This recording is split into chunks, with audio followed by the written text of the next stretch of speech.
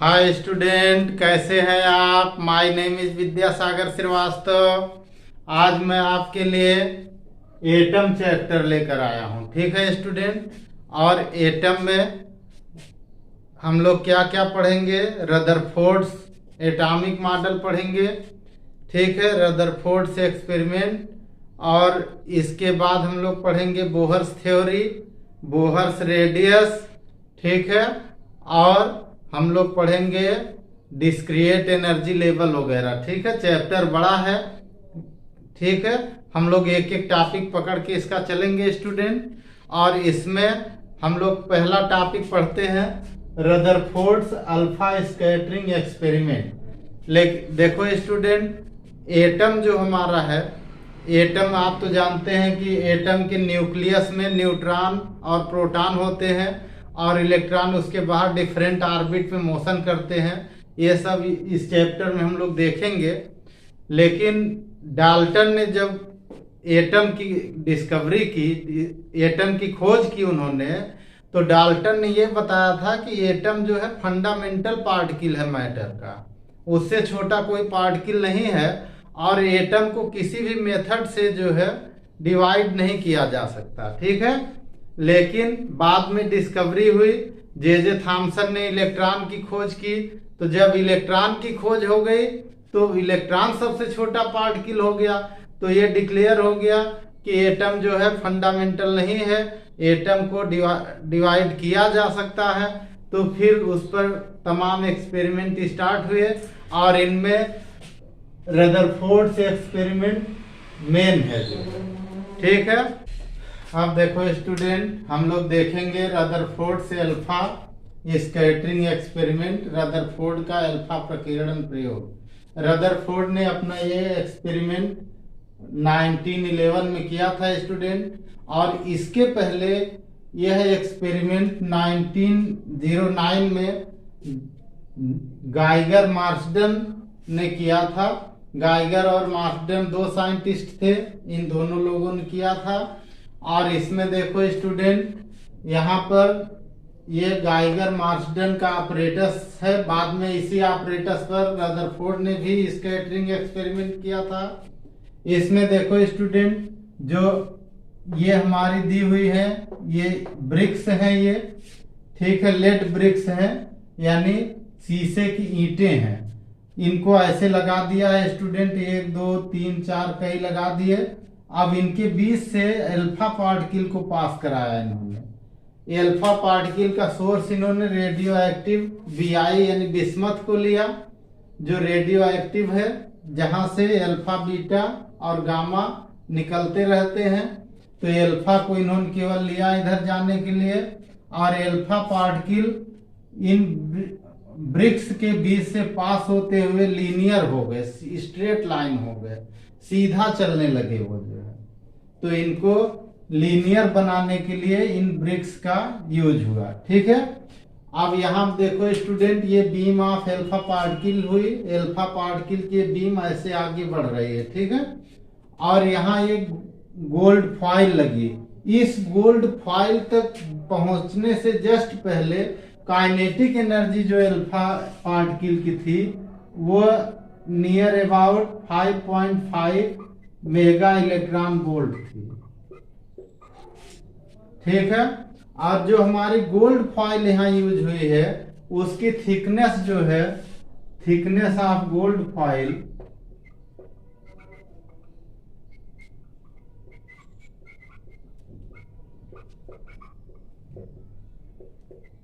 Gold foil ये थी 2.1 10 to the power -7 metre. इसका मतलब ये होगा कि ये 1 माइक्रोन से भी पतली, बहुत पतली लिया इन्होंने। अब देखो स्टूडेंट, इधर एक स्क्रीन लगी हुई है। ये स्क्रीन हमने ऐसे बनाया हुआ है, देखिए। और ये स्क्रीन किसकी है? जिंक सल्फाइड की है, ZnS की स्क्रीन है। ठीक है। इस स्क्रीन पर अल्फा पार्टिकल यहाँ से आते हैं और इस पर फ्लैश लाइट प्रोड्यूस करते हैं। अल्फा पार्टिकल इधर से आकर के इस स्क्रीन पर फ्लैश लाइट प्रोड्यूस करते हैं, यानी चमक उत्पन्न करते हैं। उस चमक को मॉनिटर करने के लिए हमारा माइक्रोस्कोप स्क्रीन पर यहाँ से यहाँ ऐसे लगा होता है, घूमता रहता है, ये मॉनिटर करता रहता है। अब इसमें जहां पे सबसे ज्यादा जहां सबसे ज्यादा चमक प्रोड्यूस हुई वहां इसने सबसे ज्यादा अल्फा पार्टिकल को डिटेक्ट किया। ठीक है, अब देखो स्टूडेंट, यहां से जो अल्फा पार्टिकल पास होकर के इस स्क्रीन पर आए, उन अल्फा पार्टिकल्स में केवल 0.14% अल्फा पार्टिकल ऐसे थे जिनके लिए ये स्कैटरिंग एंगल थीटा जो था ये मोर देन 1 डिग्री था। ठीक है, यानी केवल 0.14% ही ऐसे हुए जो सीधे न जाकर इधर उधर स्कैटर्ड हो गए। अब इन स्कैटर्ड में कुछ के लिए लार्ज एंगल का स्कैटरिंग यहाँ दिखाई हुई है। ठीक है, और ज्यादा का इस लाइन पर देखिए बना हुआ है कि अधिक से अधिक इधर सीधे चले आए। जो इधर बना हुआ है देखो स्टूडेंट कि कुछ अल्फा पार्टिकल यहाँ से आए और बैकवर्ड स्कैटरिंग हो गई उनकी, लेकिन इनका नंबर बहुत कम था जो है। यानी अगर अल्फा पार्टिकल गोल्ड फॉइल पर 8000 आ रहे हैं तो उनमें से एक जो है बैकवर्ड स्कैटरिंग कर रहा है। यानी यह अकॉर्डिंग टू एनसीईआरटी है। ठीक है, एनसीईआरटी की बुक के अनुसार एक अल्फा पार्टिकल 8000 में से बैकवर्ड स्कैटरिंग कर रहा है, तो ये वेरी स्मॉल फ्रैक्शन हुआ। लेकिन अदर बुक में जो लिखा हुआ है ये लिखा है 1 to 10,000 लिखा है। ठीक है, यानी कई बुकों में एक लिखा है 10,000 में एक लिखा है, तो आप ये दोनों इसको देखेंगे। एनसीईआरटी के अकॉर्डिंग 1 to 8,000 है, अदर के अकॉर्डिंग 1 to 10,000 है।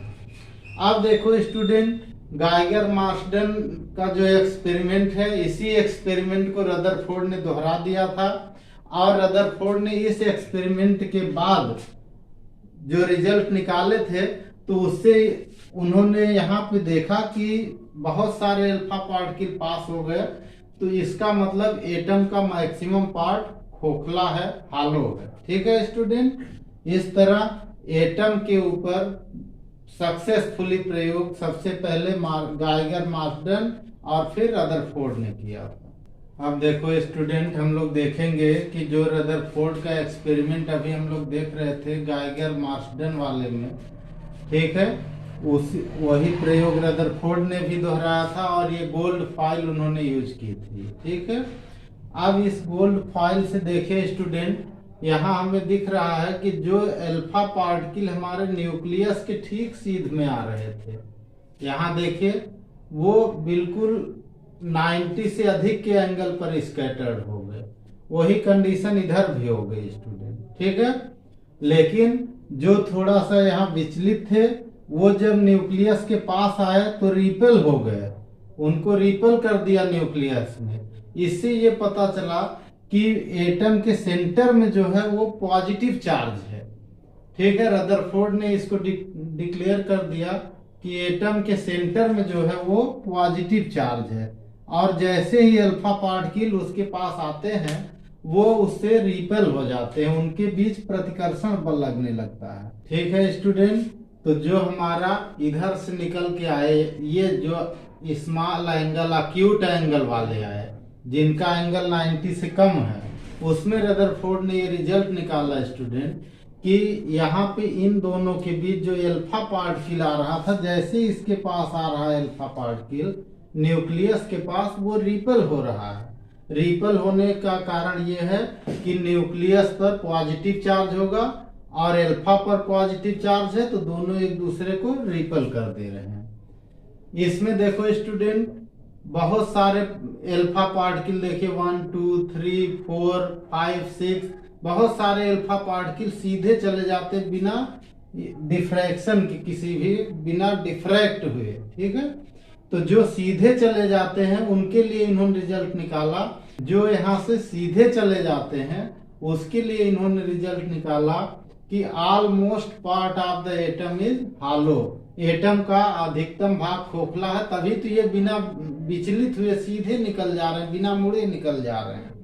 ठीक है, एक एटम के लिए वो डायग्राम यहाँ पे बना हुआ है स्टूडेंट, जिसमें एक न्यूक्लियस है ये, और न्यूक्लियस से ये स्कैटर्ड हो रहे हैं एल्फा पार्टिकल।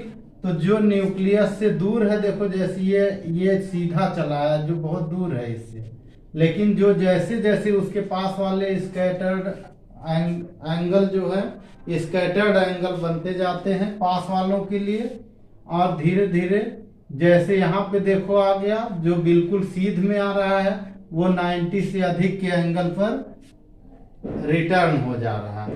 अगर कोई यहाँ से बिल्कुल सीधा ऐसे आ जाए अल्फा पार्टिकल, तो वो बिल्कुल इसी लाइन पर रिटर्न हो जाएगा। ठीक है, इसका मतलब ये हुआ कि एटम के सेंटर में कोई सॉलिड है, तो इस सॉलिड को रदरफोर्ड ने जो नाम दिया न्यूक्लियस दिया, और उसमें उन्होंने बताया कि टोटल मास और टोटल चार्ज, पॉजिटिव चार्ज दोनों कॉन्सेंट्रेट है और स्मॉल वॉल्यूम में है, और ये स्फेरिकल है, रिजिड है और पॉजिटिव चार्ज है। ठीक है, अब देखो स्टूडेंट, हम लोगों ने देखा रदरफोर्ड से अल्फा स्कैटरिंग एक्सपेरिमेंट। इस एक्सपेरिमेंट में, इस प्रयोग में जो प्रेक्षण मिले, जो ऑब्जर्वेशन उसमें आया, ठीक है, उसके बेस पर जो रदरफोर्ड ने निष्कर्ष निकाला, अब हम लोग उसको देखेंगे। ठीक है स्टूडेंट, तो पहला उन्होंने निष्कर्ष निकाला, ऑब्जर्वेशन देखा कि almost alpha particle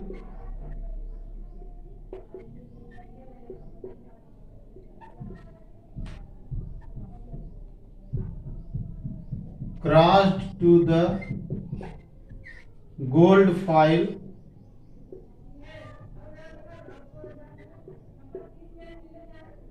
without any scattering angle,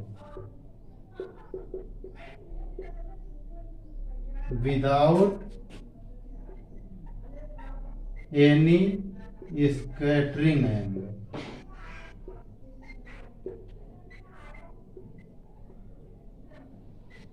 ठीक है, यानी अधिकांश अल्फा कण बिना विचलित हुए, ठीक है, बिना किसी प्रकीर्णन कोण के सीधे पार हो गए, किसके, स्वर्ण पन्नी के सीधे पार हो गए। तो अधिकतम अल्फा कण, अधिकतम अल्फा कण बिना विचलित हुए,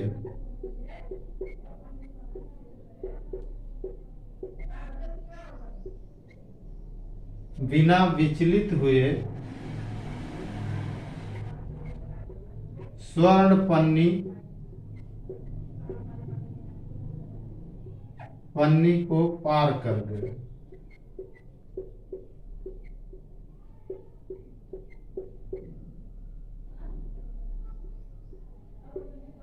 ठीक है, पहला उन्होंने जो निकाला कि अधिकतम अल्फा कण बिना विचलित हुए स्वर्ण पन्नी के पार निकल गए। इससे उन्होंने क्या रिजल्ट निकाला, पहले में उन्होंने रिजल्ट निकाला एटम इज मोस्टली हॉलो,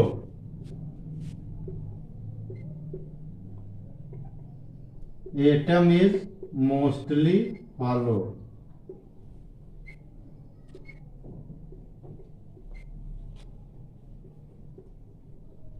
यानी परमाणु का अधिकतर भाग खोखला है, परमाणु का अधिकतर भाग खोखला है।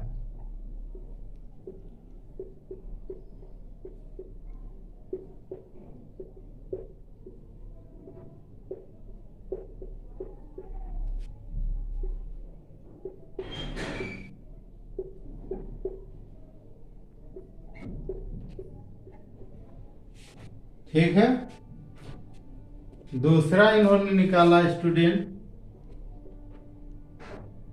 सेकेंड इन्होंने जो देखा कि कुछ अल्फा पार्टिकल, ठीक है,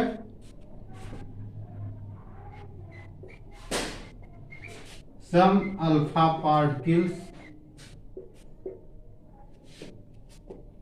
particles some alpha particles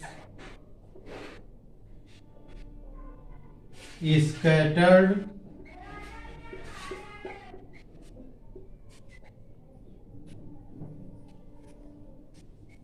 at acute angle.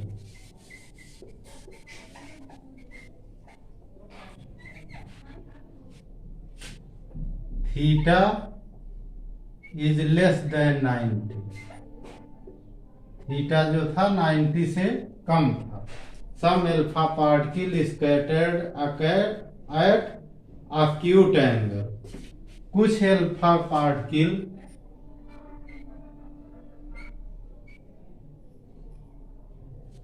कुछ अल्फा कण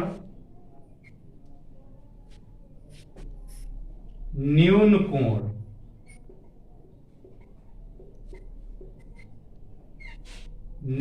कोण यानी थीटा लेस देन 90 डिग्री पर प्रकीर्णित हुए.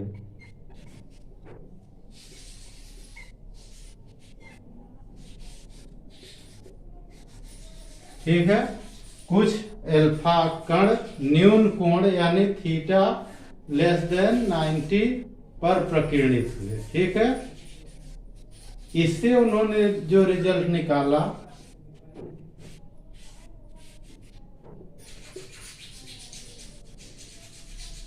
दूसरे में उन्होंने जो रिजल्ट निकाला total positive charge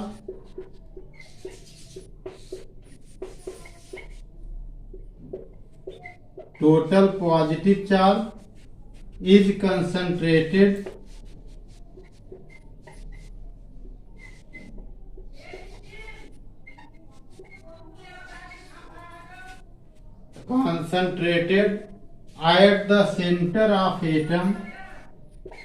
at the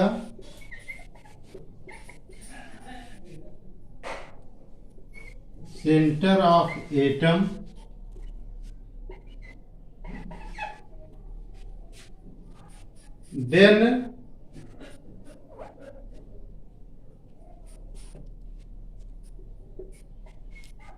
then alpha particle repel by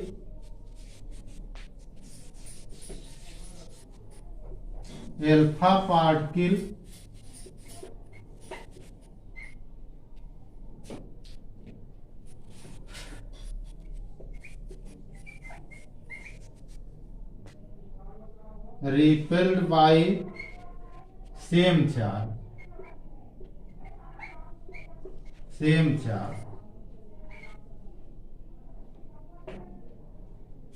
ठीक है, यानी जो संपूर्ण धनावेश वो परमाणु के केंद्र पर केंद्रित है, जिससे अल्फा पार्टिकल प्रतिकर्षित हो गए. दूसरा उन्होंने ये रिजल्ट निकाला, यहाँ देखो total positive charge is concentrated at the centre of atom. ठीक है, then alpha particle repelled by same charge यानी संपूर्ण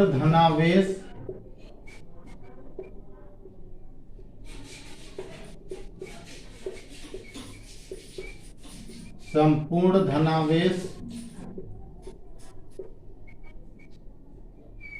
परमाणु के केंद्र में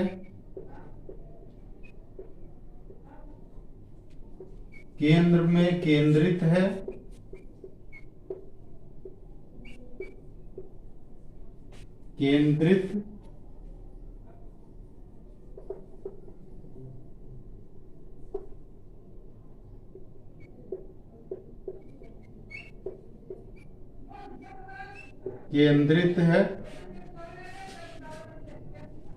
तब समान आवेश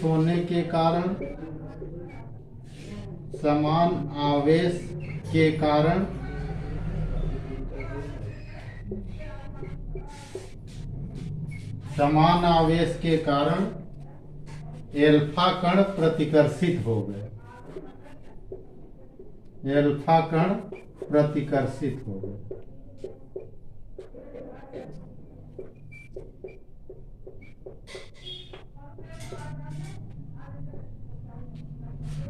ठीक है। अब देखो स्टूडेंट, तीसरा जो उन्होंने ऑब्जर्वेशन निकाला, ठीक है, some alpha particle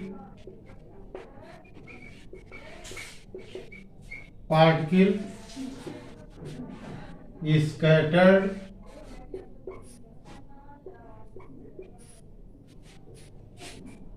at obtuse angle।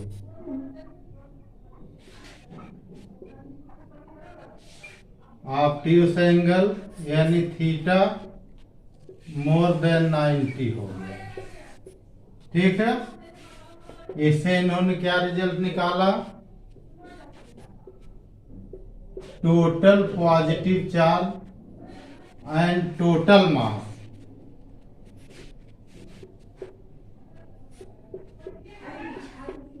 Total positive charge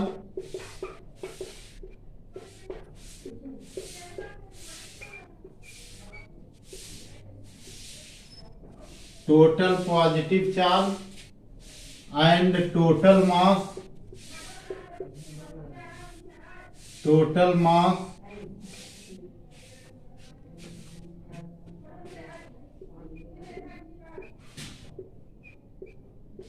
leaving the mass of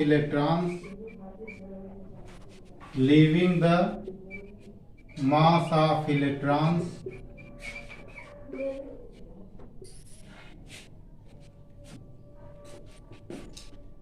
is concentrated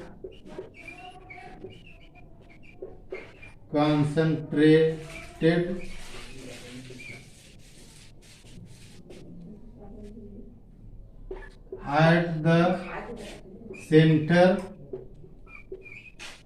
of atom in small volume।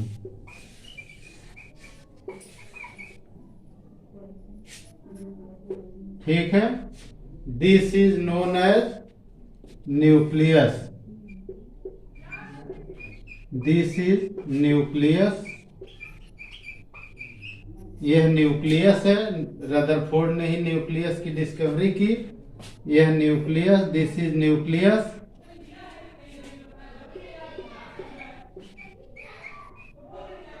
Nucleus is spherical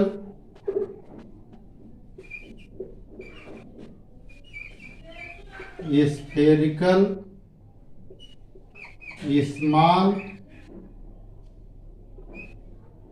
nucleus is spherical small and rigid.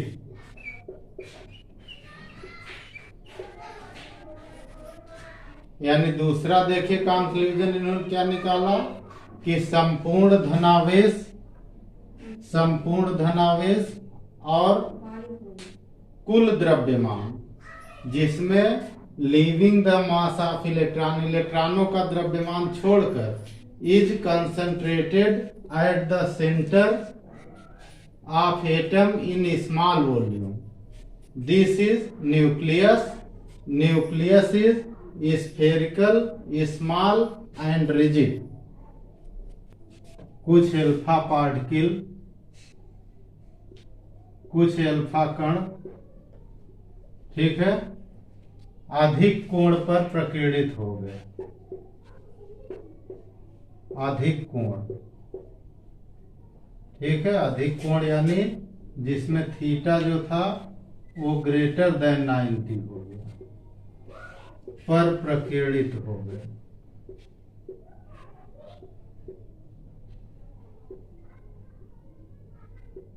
प्रकीर्णित हो गए, ठीक है। इससे रदरफोर्ड ने क्या लगाया कि पर कुल धनावेश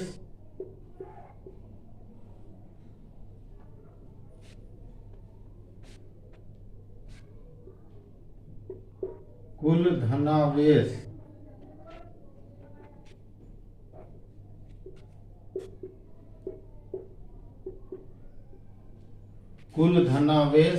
और कुल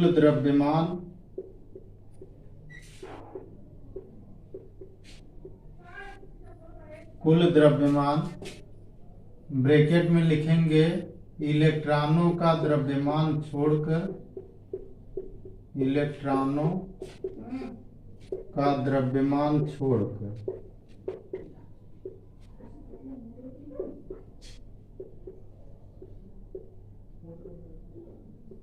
ठीक है। इलेक्ट्रॉन उसमें शामिल नहीं होंगे कुल द्रव्यमान में।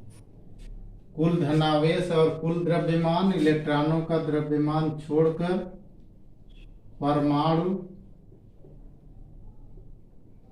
परमाणु के केंद्र में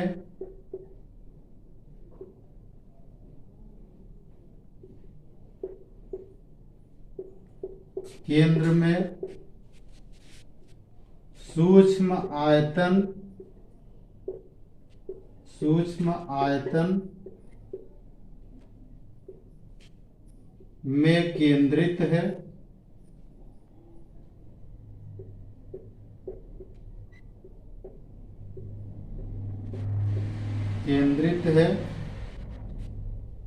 यह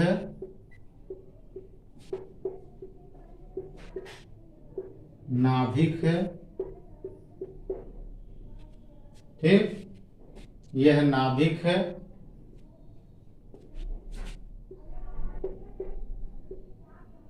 नाभिक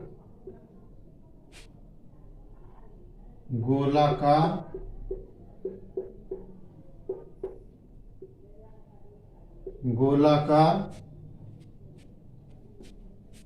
दृढ़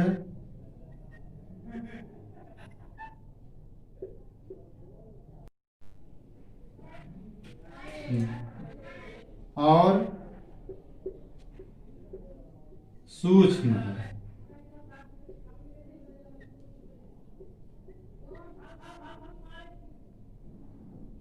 अब देखो स्टूडेंट, जो इन्होंने चौथा ऑब्जर्वेशन निकाला, चौथे में इन्होंने देखा कि जो प्रतिकर्षित हो गए, ठीक है। तो प्रतिकर्षित क्यों हुए, तो उसमें इन्होंने लिखा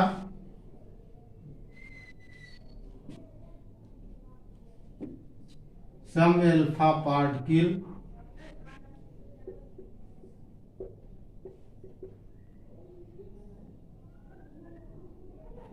रिपेल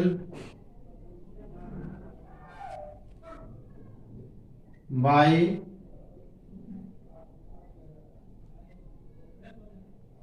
न्यूक्लियस। कुछ अल्फा पार्टिकल न्यूक्लियस से रिपेल हो गए,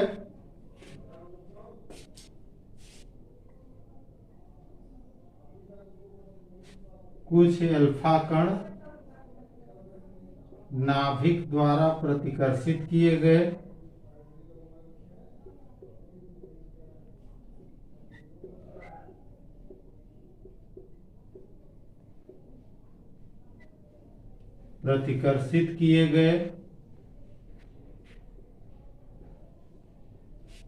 ठीक है।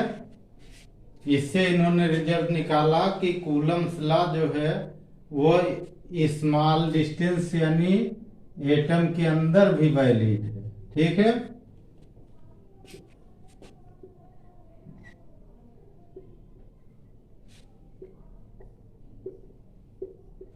Coulomb's law is valid inside the atom, यानी परमाणुओं के अंदर भी कूलाम का नियम मान्य है। परमाणुओं के अंदर भी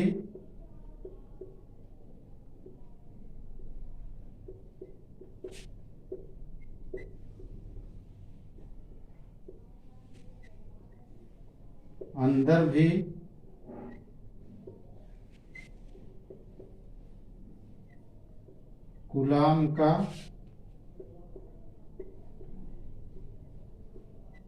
नियम मान्य है।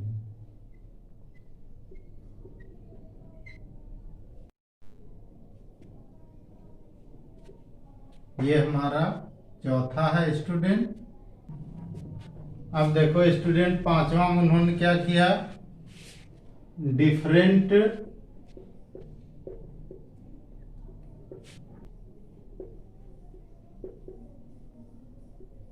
फॉइल्स। अब इसमें कौन कौन सी यूज किया उन्होंने, gold, silver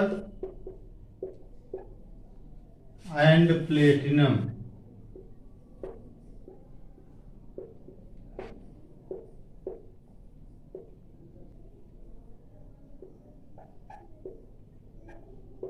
were used, number of scattered alpha particle,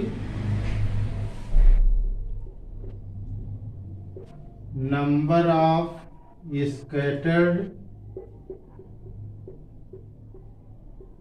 alpha particles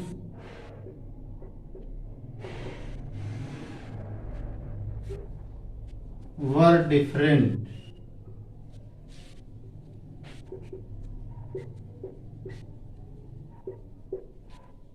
ठीक है, यानी सोने, चांदी, प्लेटिनम की जब अलग अलग गोल्ड फॉइल यूज, अलग अलग फॉइल्स प्रयुक्त हुई, अलग अलग पत्तियां यूज हुई, प्रयोग की गई, तो उसमें जो स्कैटर्ड अल्फा पार्टिकल की संख्या थी वो अलग अलग आई। इससे इन्होंने क्या रिजल्ट निकाला, इससे इन्होंने रिजल्ट निकाला nucleus for different, nucleus for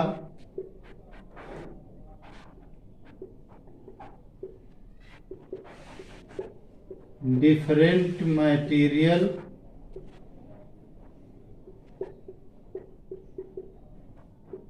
is different. उससे इन्होंने निकाला कि भिन्न भिन्न जो हमारे मटेरियल हैं, ठीक है, उनकी नाभिक अलग अलग। हिंदी में हम देख लीजिए,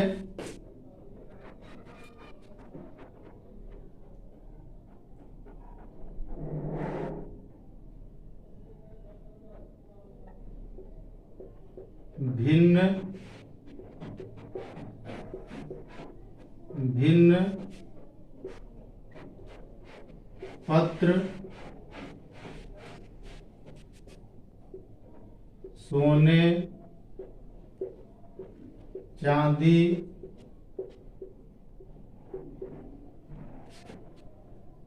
और प्लेटिनम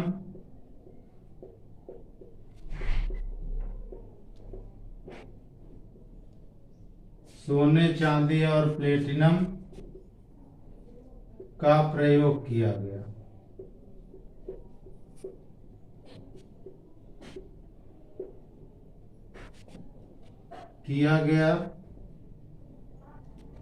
ठीक है, प्रकीर्णित अल्फा कणों की संख्या भिन्न थी।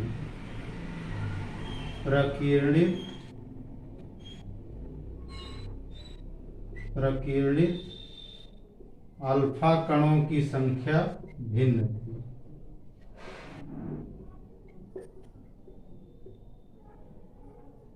भिन्न भिन्न थी।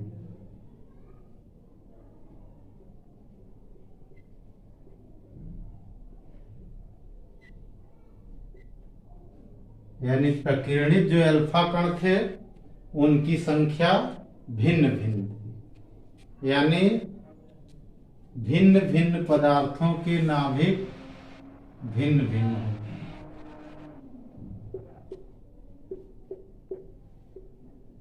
भिन्न भिन्न पदार्थों के नाभिक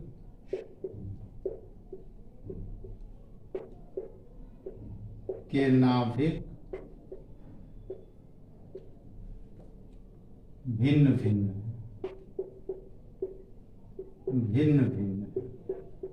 यानी अलग अलग नाभिकों के लिए, अलग अलग पदार्थ के लिए अलग अलग नाभिक होते हैं। अब देखो स्टूडेंट, हम लोग देखेंगे कि जो रदरफोर्ड एक्सपेरिमेंट में अल्फा स्कैटरिंग हुई उनका पाथ कैसा है, ट्राजेक्टरी कैसी है। तो यहाँ देखो स्टूडेंट, जो हमारा अल्फा पार्टिकल है, ये सब अल्फा पार्टिकल हैं, ये सभी अल्फा पार्टिकल है, ठीक है।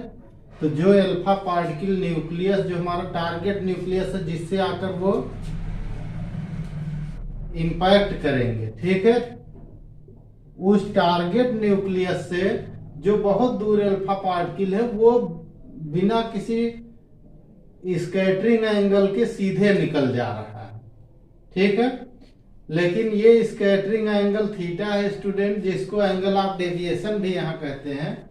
तो ये एंगल ऑफ डेविएशन अलग अलग है सबके लिए। देखिए, इसके लिए मोर देन 90, इसके लिए मोर देन 90, इसके लिए अक्यूट एंगल है, इसके लिए भी अक्यूट है, इसके लिए भी अक्यूट है। तो इसका मतलब सबके लिए अलग अलग है, तो सबकी ट्राजेक्टरी जो होगी वो अलग अलग होती है स्टूडेंट, ठीक है। हर पार्टिकल की इसमें जो ट्राजेक्टरी है वो अलग अलग ट्राजेक्टरी होगी। अब इसमें देखो स्टूडेंट, जो थीटा हमारा है वो एंगल ऑफ डेविएशन है, और जो बी है, इस बी को इम्पैक्ट पैरामीटर कहते हैं।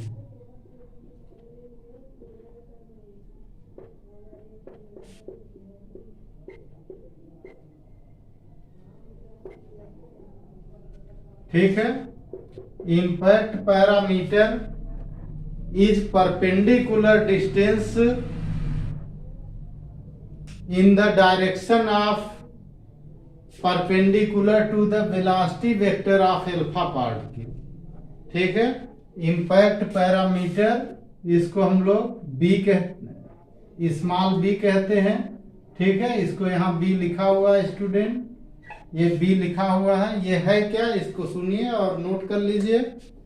Impact parameter is the perpendicular distance of the velocity, initial velocity vector of alpha particle। Alpha particle का इनिशियल वेलोसिटी वेक्टर इस डायरेक्शन का है, इसके परपेंडिकुलर इस डायरेक्शन की ये डिस्टेंस है, ठीक है। यानी जो हमारा अल्फा कण है, अल्फा कण के वेग सदिश के लंबवत दूरी है। अल्फा प्रारंभिक वेग जो अल्फा कण का, जहां से ये शुरू हुआ, यहां से अल्फा कण के प्रारंभिक वेग के लंबवत सदिश की दिशा में बी हमारी दूरी है, ठीक है। इम्पैक्ट पैरामीटर दूरी है। अब देखो स्टूडेंट, जैसे जैसे बी इंक्रीज हो रहा है, ऊपर जा रहा है, वैसे वैसे थीटा कम हो रहा है।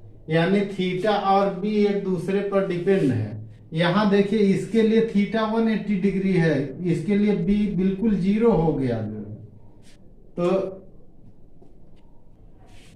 फॉर मिनिमम वैल्यू,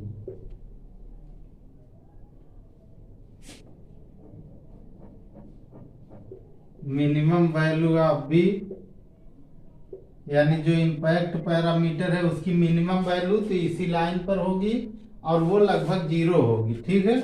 उसके लिए हमारा थीटा कितना होगा, थीटा इज इक्वल टू पाई होगा, ठीक।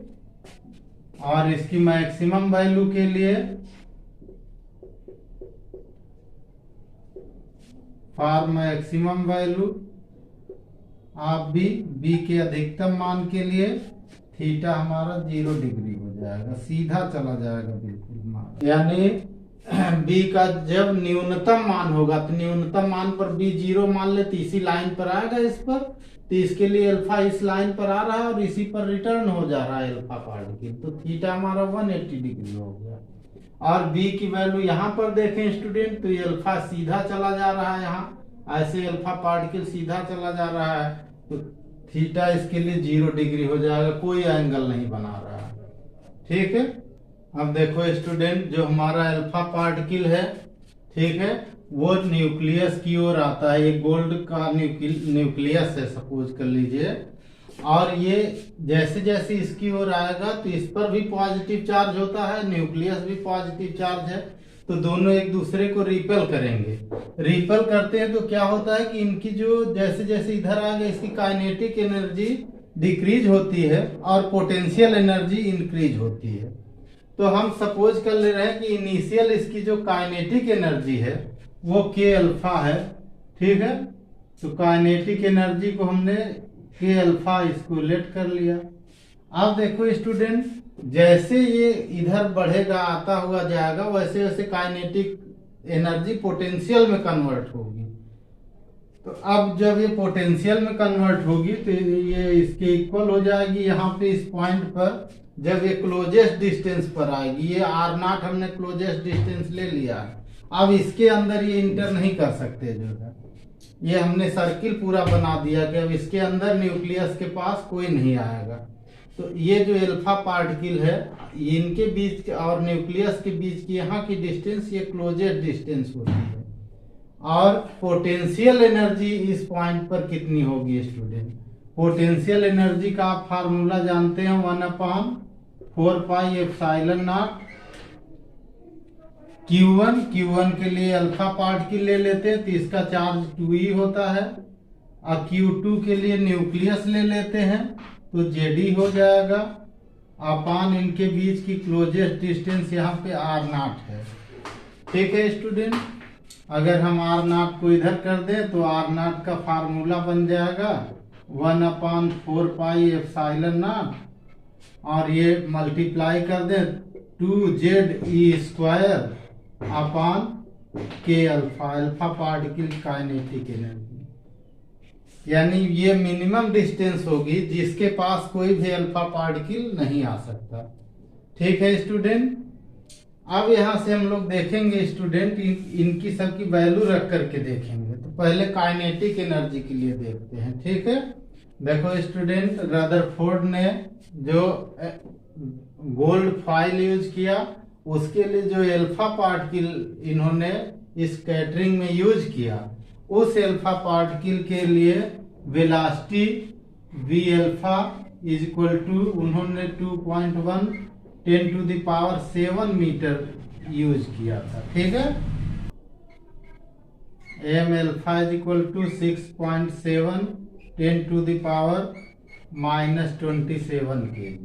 ठीक है स्टूडेंट, तब अल्फा की काइनेटिक एनर्जी कितनी हो गई? K alpha is equal to half m alpha v alpha square हो गया। वैल्यू रख दीजिए स्टूडेंट और खुद कैलकुलेट करिए।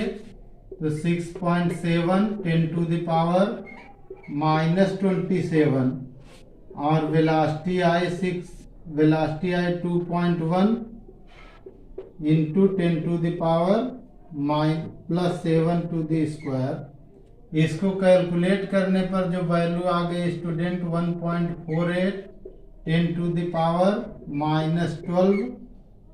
ठीक है, ये जूल में आ गया। अब देखो स्टूडेंट, हम लोग के अल्फा की वैल्यू इसी R0 में रख देते हैं।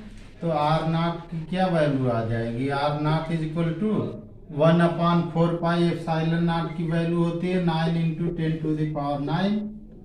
फिर ये हो गया 2 और फिर हो गया Z। गोल्ड के लिए 79 होता है, गोल्ड के लिए Z कितना होता है? 79। और E हमारा है 1.6 10⁻⁻19 और इसका स्क्वायर हो गया। अपान आया स्टूडेंट के अल्फा की वैल्यू 1.48 इंटू 10⁻⁻12 हुआ। इन सबको अगर सॉल्व कर दें स्टूडेंट तो R0 की वैल्यू आ रही 2.5 10⁻⁻14 मीटर। इसका मतलब स्टूडेंट ये हुआ कि जो एल्फा पार्टिकल है इतने डिस्टेंस तक आ जा रहा है, यानी न्यूक्लियस का साइज जो होगा इससे छोटा ही होगा ना स्टूडेंट।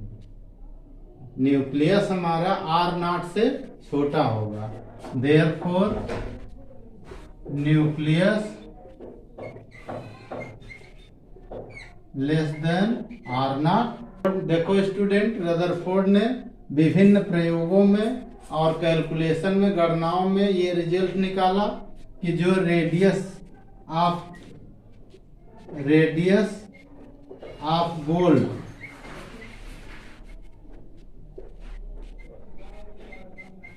गोल्ड न्यूक्लियस वो 6.9 10⁻⁻15 मीटर है। ठीक है, ये नियर अबाउट है, गणना में है। ठीक है, आप देखो स्टूडेंट, हम सपोज कर लेंगे कि ये अल्फा पार्टिकल हमारा वी पोटेंशियल डिफरेंस से एक्सेलरेट होता है। किससे एक्सेलरेट होता है? वी पोटेंशियल डिफरेंस से। लेट कर लेंगे, आप खुद लेट करिए। Let alpha particle is accelerated by potential difference V. मान लिया कि अल्फा कण वी विभवांतर से त्वरित होता है, तो अल्फा कण की काइनेटिक एनर्जी के अल्फा इज इक्वल टू क्या होता है student? Charge into potential difference. Charge कितना है? क्यू है, अब पोटेंशियल डिफरेंस v होता है। q इसके लिए 2v है, तो 2e इंटू वी हो गया। ये हो गई अल्फा कण की काइनेटिक एनर्जी। ठीक है, अब देखो स्टूडेंट, जैसे जैसे अल्फा पार्टिकल इधर आएगा वैसे वैसे काइनेटिक एनर्जी डिक्रीज होगी और पोटेंशियल एनर्जी इंक्रीज होगी। तो यहाँ पर बिल्कुल जब आ जाएगा क्लोजेस्ट डिस्टेंस पर, तब इसकी जो काइनेटिक एनर्जी होगी वो पूरी तरह पोटेंशियल में कन्वर्ट हो चुकी होगी। तो फार क्लोजेस्ट डिस्टेंस, ठीक है,